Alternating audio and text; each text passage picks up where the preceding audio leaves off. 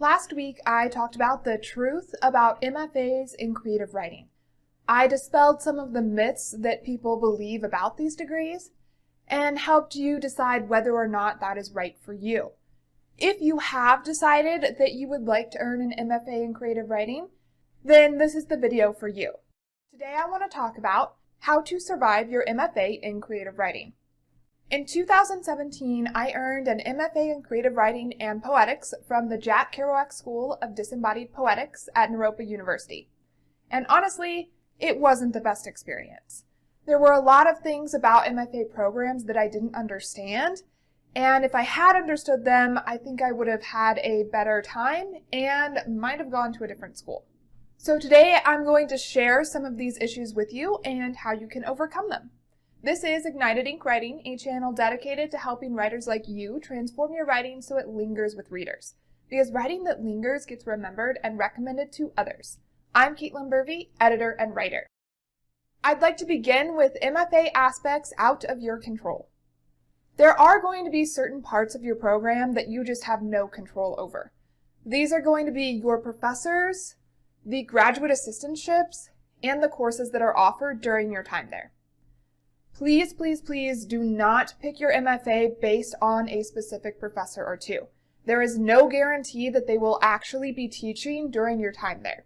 Some of my peers chose to go to our program because of specific professors, and this was a detriment to their time there. The semester before my class started at my school, some drama went down in the program, causing about half the instructors to leave. We were a large incoming class, so this was a problem. What that meant is some of the professors that people chose our school for weren't actually teaching there anymore, and some were even on sabbatical or maternity leave. 2 of my first classes at that program were taught by professors who'd been hired a few weeks before class started and handed someone else's syllabus and a course that wasn't even in their area of expertise. I hated those courses, and I know a lot of my peers did too.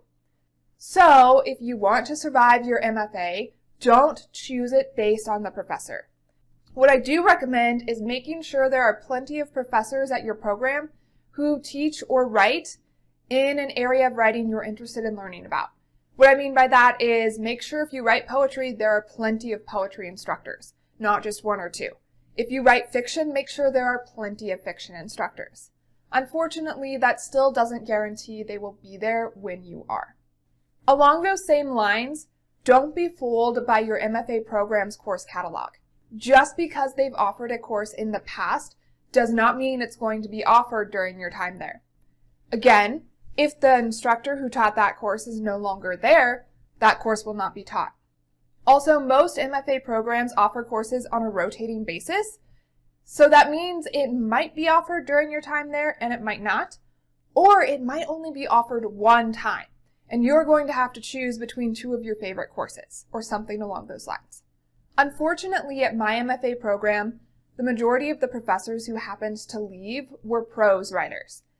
What that means is I didn't have a single fiction course offered until my 2nd year. I'm a fiction writer. I love writing fantasy. So I spent the first 3 semesters of my MFA in creative writing, that's fall, spring, and summer, without studying plot, or characters, or narrative, or anything at all related to making a good story. To me, that's just unacceptable. One thing you can do to check on what courses might be offered while you're in your MFA program is to call the department before you arrive and ask. Ask them how they rotate out the courses, what they think is likely to be offered in the next few years. Let them know what you're looking for, and they might be able to make a course happen for you. If you don't say anything, then you won't have any chance at all. So don't be afraid to ask. One thing a lot of people go to MFA programs for is the graduate assistantships. They want experience teaching or something along those lines. And a lot of MFA programs offer graduate assistantships. But there's some fine print that you really need to pay attention to. Often, you cannot qualify for a graduate assistantship until your 2nd year or later because you are required to take certain classes before you're allowed to apply. This was the case at my program. You needed to take a pedagogy course before you could apply. That pedagogy course was only offered during that first semester when all of the chaos was happening, so a lot of us who wanted to teach were not able to take that course until the next year. What that means is I could not apply for any graduate assistantships, whether it was for teaching, being a TA, or in the Writing Center, until my final spring semester. I didn't know I needed that course ahead of time. Make sure if you are interested in a graduate assistantship, you call and ask what you need to do to have a good shot at getting it. Again, if you don't ask questions, you could end up in a bad place. So if you want to survive some of these aspects that you don't have control over, make sure that you're communicating with your MFA programs department. Next, I'd like to cover biases, prejudice, and incompetence. Most people know MFA programs slant towards literary fiction. What a lot of people might not realize is how deep that bias runs. In my experience, not just at my MFA program, but talking to other people, the hierarchy of writing is poetry, hybrid's kind of up there, then you have literary fiction, then you have academic writing, then squashed beneath their shoe is genre fiction. It's not a good place to be when you write fantasy like I do. So understand that this bias towards literary fiction is severe in a lot of MFA programs. So if you have no interest in writing that, don't go to an MFA program. My program in particular loved experimental writing. This is the kind of writing that only other writers who are into experimental writing appreciate. It does not have a big readership. I was pressured to write this way in my program. I was pressured to write experimental hybrid poetry type of a thing, and most of it was garbage. My own personal writing was awful. Some of my classmates were doing great things in this category or this genre of writing, but it's just not what I'm passionate about, and that showed. If you find yourself in this type of a situation in an MFA program, my advice to you is find a way to incorporate aspects of what they want you to do into the style that you are passionate about.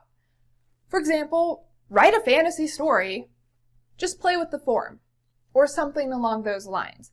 That way you can kind of marriage the two. You will add more tools to your toolbox and tricks that you can pull out throughout your writing career. But don't allow them to turn you into something you really don't want to be.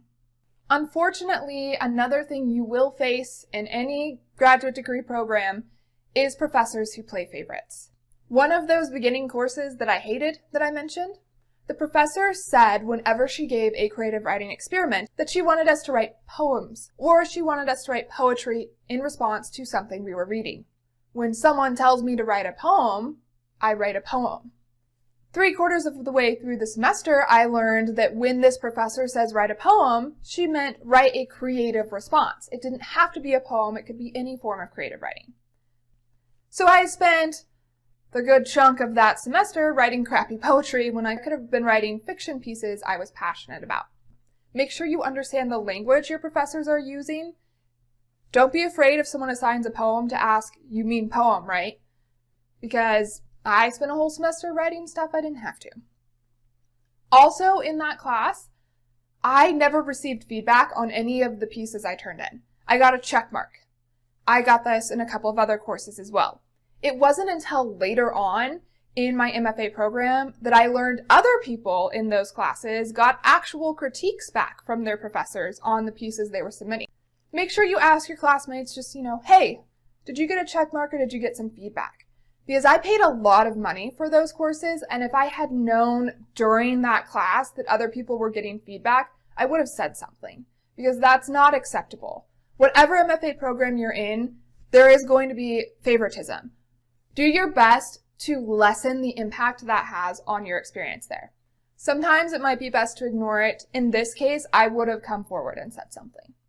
I should note that this was not the only course that happened in. I had one other professor who did the same thing.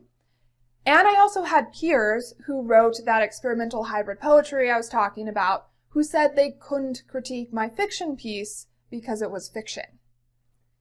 That's also not acceptable, and I ended up going to that professor and saying, hey, this is what I'm getting for feedback during our workshop. So the professor, I think, said something because they didn't do that anymore. If this is happening to you, speak up. Don't just put your head down and take it. This is not acceptable. You are paying money to be there, to get this feedback. And if you're not getting what you're paying for, then why are you paying for it anymore? Along those same lines, don't be that student who doesn't give actual feedback during workshop. You need to give the kind of feedback you want to receive. In my experience, critiquing someone else's piece can teach me more about writing than critiquing or revising my own work can. So even though it feels like you're doing something for someone else, you're really doing something for yourself when you're giving good feedback. Next, I'd like to talk about finding the good in a bad MFA. Even though I've been talking about the things that didn't work out so well, there were some good aspects of my MFA program. I learned how to appreciate and write experimental writing, hybrid pieces, and poetry. Not all of my stuff turned out good, but I learned what those pieces are trying to do. And I learned how to recognize when something's working and when it's not. I also learned how to help people make those pieces better and reach their goals. If I hadn't had this program as an editor, I wouldn't be able to offer editing services to experimental writing or poetry. But now, because I really understand them a lot better, I'm able to do that.